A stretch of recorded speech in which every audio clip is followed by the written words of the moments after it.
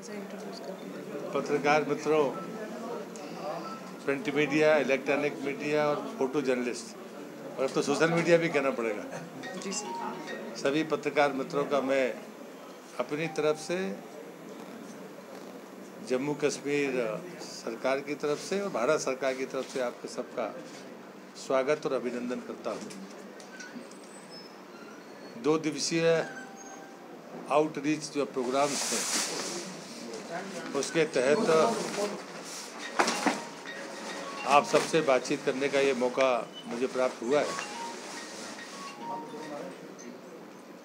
8 वर्ष जो मोदी सरकार के हैं, उनके मूल्यांकन करने के तरीके पर पूरा देश और पूरी दुनिया इस कार्यकाल के बारे में मूल्यांकन कर रही है। और इसे देश के सभी लगभग जिलों में केंद्रीय मंत्री परिषद के लोग, राज्यों में जहां सरकारें हैं वहां के मंत्री परिषद के लोग, तमाम जगह जाकर इस बात का फिर से मूल्यांकन कर भी रहे। कल का दिन बहुत महत्वपूर्ण था। एक दिन श्रद्धेय अटल बिहारी वाजपेयी जी ने यूएन में हिंदी में पहला भाषण दिया था। उस यूएन ने हिंदी को पहली बार मान्यता दी। ये आज़ाद भारत के लिए या देश के लिए गौरव की बात है। ये बदलती कार्यप्रणाली का एक बेहतरीन नमूना है। मोदी जी के 8 साल बेमिसाल है। सिर्फ मंत्री होने के नाते मैं ये बात नहीं कहता हूँ। मैं ये मानता हूँ कि धारा 370 का हटना हो, राम जन्मभूमि के निर्माण का मार्ग प्रशस्त होना, 3 तलाक कानून के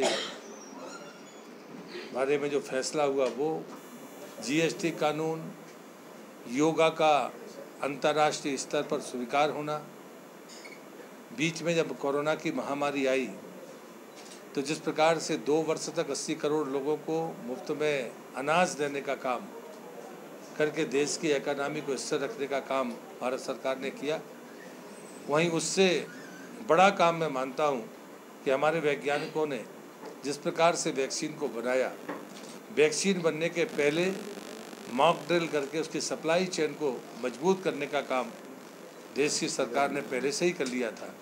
और आज हम आयात करने की बजाय वैक्सीन को निर्यात कर रहे हैं। रक्षा का क्षेत्र ऐसा क्षेत्र था जो जम्मू कश्मीर जैसे सीमावर्ती राज्यों के लिए महत्वपूर्ण रहा है।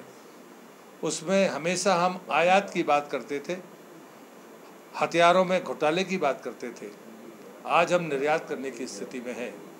ब्रह्मोस ऐसी मिसाइल है जो जल, थल और नभ तीनों में काम कर रही है और उसका बड़े पैमाने पर निर्यात प्रारंभ हुआ है। मुझे लगता है कि जो तकनीक सुरक्षा के क्षेत्र में हमारे पास में आई है, उसमें चाहे इजराइल हो या तकनीक से जुड़े अन्य देश, जॉइंट वेंचर की तरह उनने जिस प्रकार से काम करना शुरू किया है, वो भारत सरकार की सफलता के आयामों को ऊंचाई देने वाला है। मैं ऐसे प्रधानमंत्री का दूरदर्शी जो काम करने का तरीका है वो मैं मानता हूँ।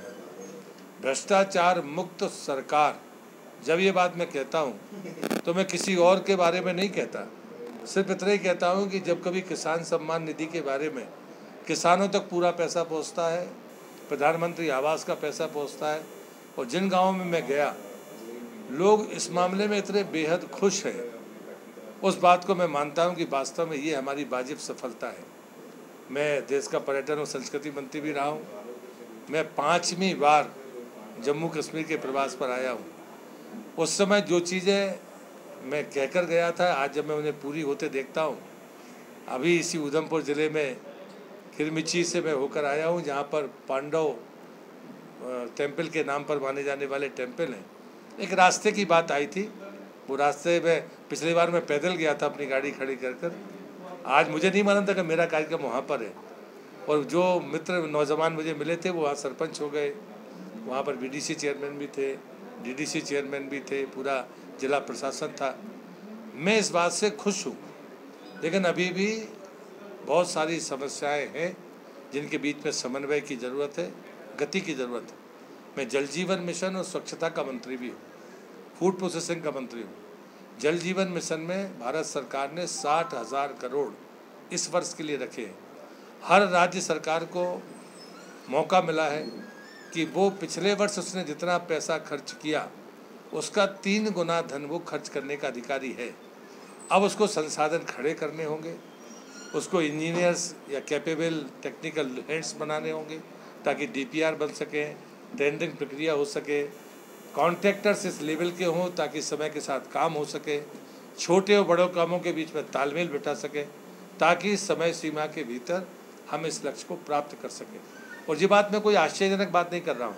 गोवा ने अपना लक्ष्य प्राप्त कर लिया 2019 में, 2020 में तेलंगाना ने कर लिया, दमन दीव ने कर लिया, लक्षद्वीप ने कर लिया, अंडमान निकोबार ने कर लिया, उसके बाद में इस वर्ष हरियाणा ने कर लिया समय के पहले, अब बिहार कर रहा है। तो जो कैलेंडर बना था, और ये कैलेंडर भारत सरकार ने नहीं बनाया था, ये कैलेंडर राज्यों ने हमको बना कर दिया था। जम्मू कश्मीर भी उसमें एक है जिसको 2024 तक हर घर तक जल पहुंचाने का काम करना है। दूसरा मंत्रालय मेरे पास FPI है जिसका 137% बजट बढ़ा। पैसा बहुत महत्वपूर्ण नहीं है, लक्ष्य था कि हमारे पास में जो भारतीय खान पान है वो दुनिया में बहुत रुचिकर माना जाता है, लेकिन हम कभी उसकी मार्केटिंग ब्रांडिंग नहीं कर सके। उसके क्वालिटी पैरामीटर्स के कारण हम दुनिया में हमारा कोई भी फूड प्रोसेसिंग का यूनिट अपना स्थान नहीं बना सका। प्रधानमंत्री ने एक ही स्कीम में PLI स्कीम बनाकर इनके 3 कंपोनेंट बनाकर 1100 करोड़ दिए और हमको 5 साल में 10,000 करोड़ रुपए खर्च करने हैं। और मुझे लगता है ये चीज़ है जो भारत को अपना मुकाम देगी। फूड प्रोसेसिंग में इसी जम्मू कश्मीर से सेव जाते हैं और सीधे एक्सपोर्ट होते हैं, उसमें हम निर्यात का 50% जो परिवहन में लगता है वो भारत सरकार देती है। दूसरा एक बड़ा काम है जो आपके माध्यम से मैं कहना चाहता हूँ, जो जम्मू कश्मीर के लिए बहुत महत्वपूर्ण होगा। 24 लाख फूड प्रोसेसिंग यूनिट देश में हैं, जिसमें से 2 लाख फूड प्रोसेसिंग यूनिट्स को जो छोटे हैं, समूह चलाते हो या व्यक्ति चलाते हो, उनको 10,000 करोड़ रुपए देकर 5 साल में अपग्रेडेड करना। आज ही मैं उधमपुर के, वैसे वो मेरी पार्टी के महामंत्री है, और जब मैं वहाँ पर गया उन्होंने कहा कि ये कैसी चीज़ है जो 1 डिस्ट्रिक्ट 1 प्रोडक्ट में भी यहाँ पर है, जो दूध से बनती है।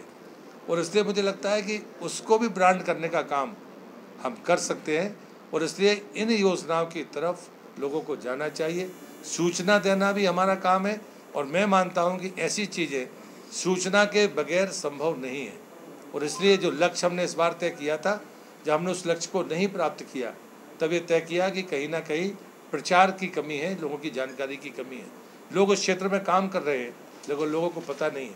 आपके माध्यम से ये चीज़ें उस आम व्यक्ति तक जाएंगी जो अपने गांव में बैठकर कोई चीज़ बना रहा है, फूड प्रोसेसिंग के आदर्शों के साथ, अपने पैरामीटर्स के साथ बना रहा है। उसके लिए ये बहुत महत्वपूर्ण होगा। और इस बात के लिए चाहे पानी की गुणवत्ता हो या फूड की बने हुए खाद्य की गुणवत्ता हो, दोनों के